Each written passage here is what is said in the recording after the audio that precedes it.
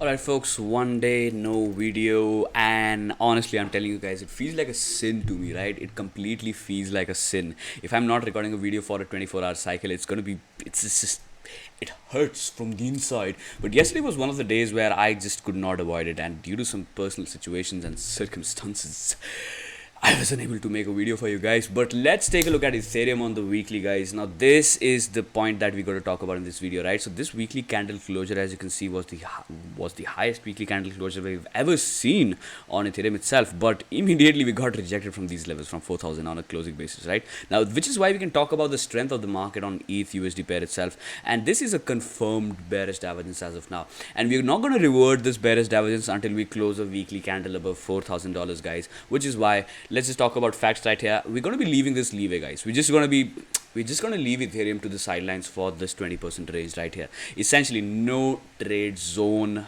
onto these levels until Ethereum is closing a weekly candle above $4,000, right? If you are bullish. Now, this is a completely bullish interpretation of the market. If Ethereum starts taking out the previous all-time high weekly candle closure, that is when we start teleporting towards $5,000, guys. That is when your $5,000 targets are going to come into reality. But until then, most likely going to be slipping and sliding to the downside because the momentum has started waning out as a whole in the market. But in terms of the daily price action structure, we still have a little benefit of doubt. I mean, Ethereum still has a little benefit of doubt right here, guys. This structure is still higher than all the previous higher lows that it's set in, right?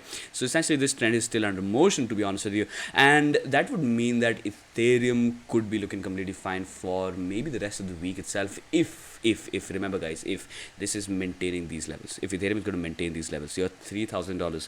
And once Ethereum if Ethereum breaks below 3,000, guys, look, this is what is going to happen. We're going to be teleporting most likely towards 618 and your deep levels right here at 786 and 86. Now, why do I say this, guys? Because it's not going to matter if the asset is going to the upside or the downside.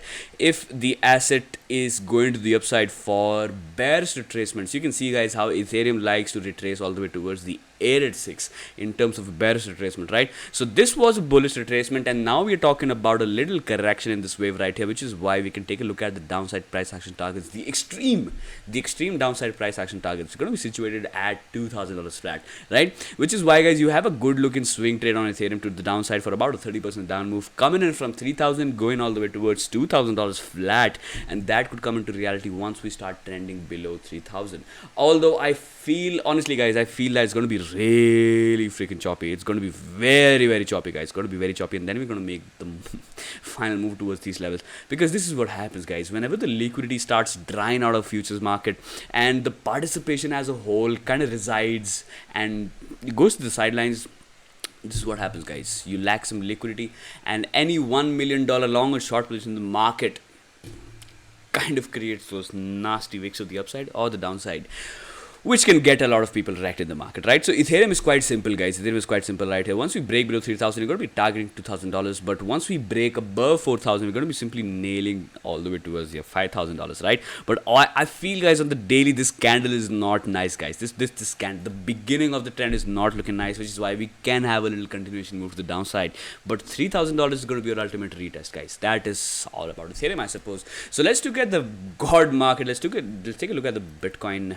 USD pair on Binance right here. So yes, this one is looking way weaker than Ethereum itself, guys. Now, what do you want? You want to at least clear this small term grind to the upside and at least try to reside above the 21 exponential itself on the daily, because until that is not happening, most likely we'll keep on slipping and sliding all the way towards the downside, guys. And you know the deal, guys, most likely we're going to be retesting the $42,500 once again. Now, we are kind of doing that as of now. But if this support, all right, so we can talk about how Bitcoin's $42,500 levels is kind of similar to $3,000 Ethereum, right? So if both of those levels are taken out, if Ethereum loses 3,000 and if Bitcoin loses 42,500, most likely most of the crypto assets are simply going to slip and slide to the downside. It's just going to be a smooth sail to the downside, and this is something which all of us have to capitalize on, guys. Look, we are traders right here. It doesn't matter if the asset is going to the upside or the downside. We can capitalize on both the moves, guys. Holy shit, right?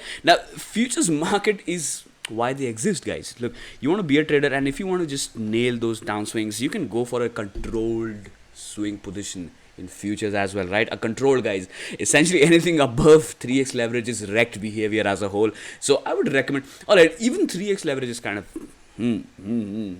Our crypto markets are volatile by 30%, guys, and 30% downs on Bitcoin can get you liquidated out of the market, even in 3x leverage, guys. Even in 3x leverage, right? So that's not. So what can you do right here? Essentially, try to play these markets without any leverage, guys. Why do you want to get rich in one single night? Can't you just control yourself?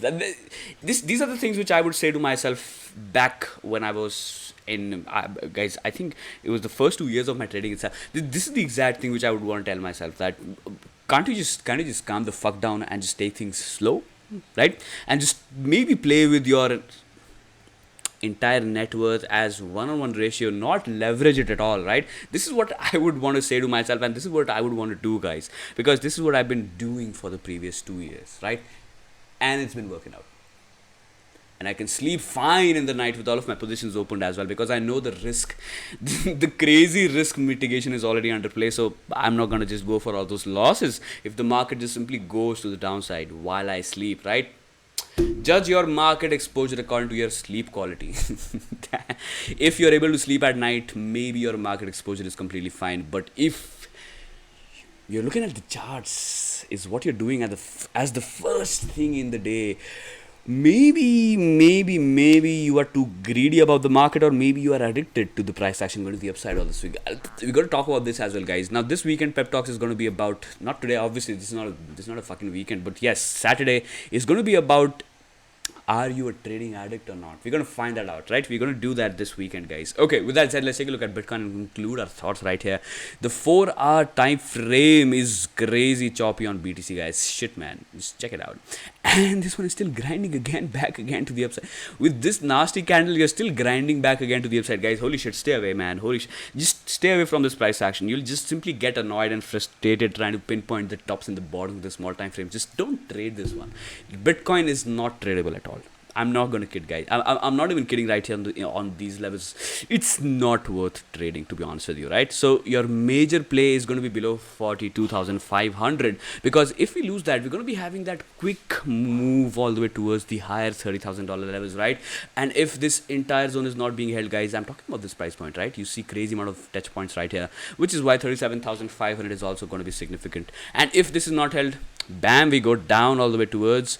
Look, guys, we can do crazy things, we can do crazy fractalization, but we don't want to run ahead of ourselves, which is why we have to be aware that yes, it can happen, but we should not be overwhelmed by all of these conclusions, these hypothetical conclusions, right? Okay, with that said, do we have anything else to talk about? Let's talk about Solana as well, for that matter. Let's see how Sol is doing in the market, and let me know in the comments what is your favorite shitcoin, so that I can talk about that on the next video. And hit that like, subscribe, all the good things, guys, and hit that bell icon as well. Hit that bell icon is quite necessary to go for that time sensitive information right when it's needed, right? Okay, so Solana residing below the 21 exponential on the 4-hour.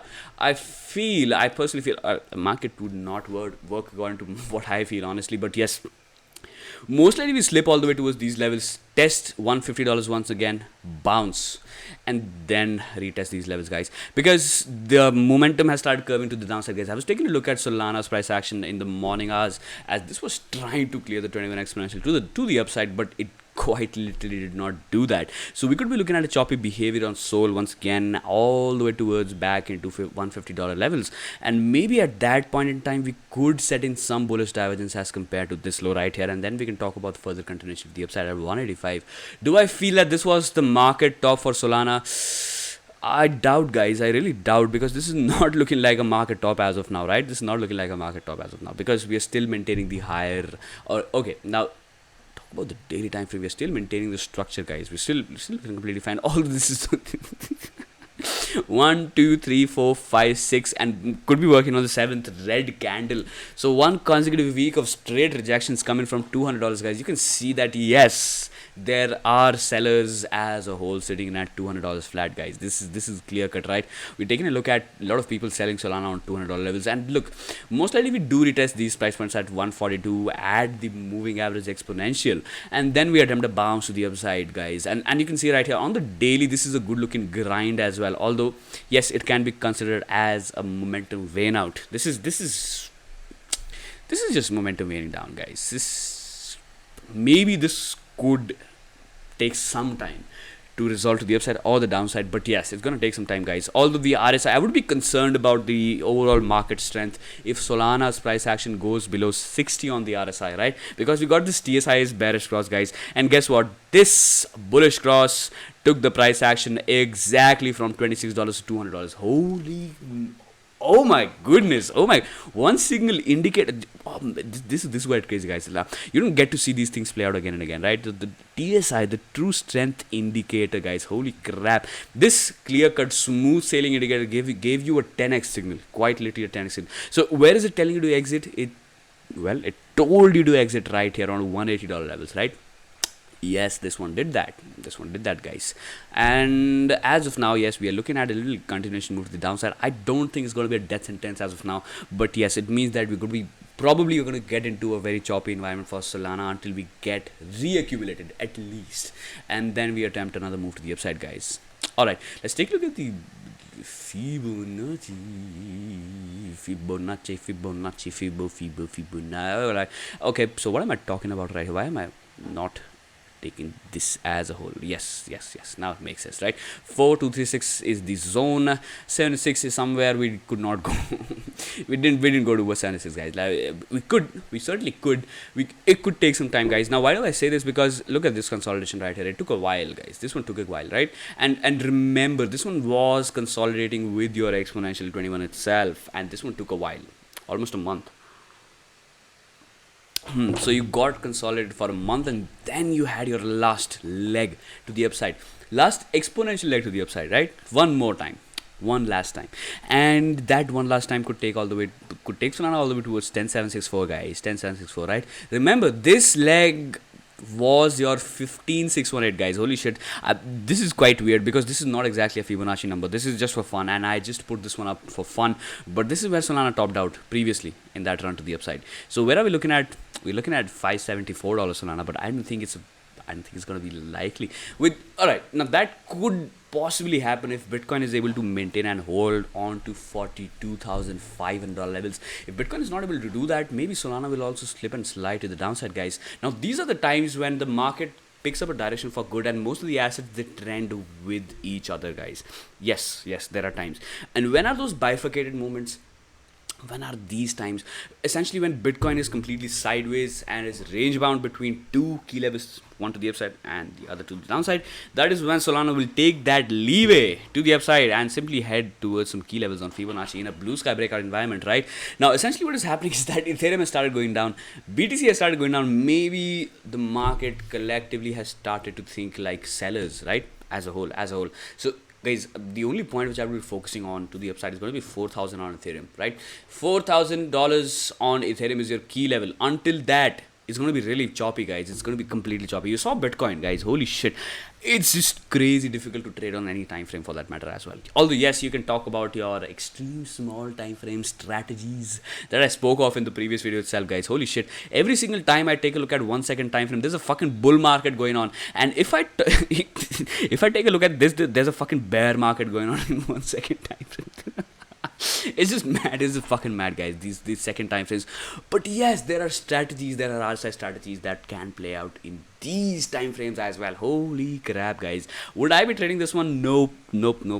I would at least consider 30-second time frame. Shit, man. I can't believe I'm talking about 30-second time frame. But you can see, guys, 30-second time frame is way more comfortable than 1 minute time frame itself, right? All right, and Binance is quite liquid, man. Holy shit, this is quite liquid. If we talk about Solana USD on FTX, on spot, I don't think we'll see these all. Yep, we are not looking at such orderly behavior as compared to Binance, guys. You can see wicks to the downside and the upside right here. Yep, so Binance order books are quite liquid as of now in the spot markets as well as compared to FTX. Whew. Quite a crazy situation. But guys, holy shit, yes, these things can work out, although on the 4-hour or on the daily, on the weekly as well.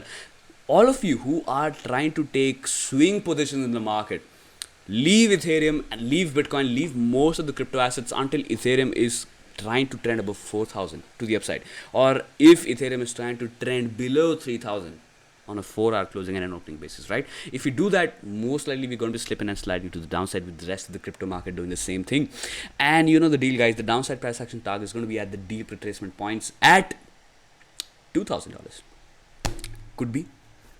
Could be coming into reality for this week itself. But with that said, I'm going to be winding up this video right here. Let me know your guys. Look, you have to let me know your shitcoins down in the comments. It could be anything, right? Let me know down in the comments. I will take a look at that in the next video. I will catch all of you pretty soon. Bye for now.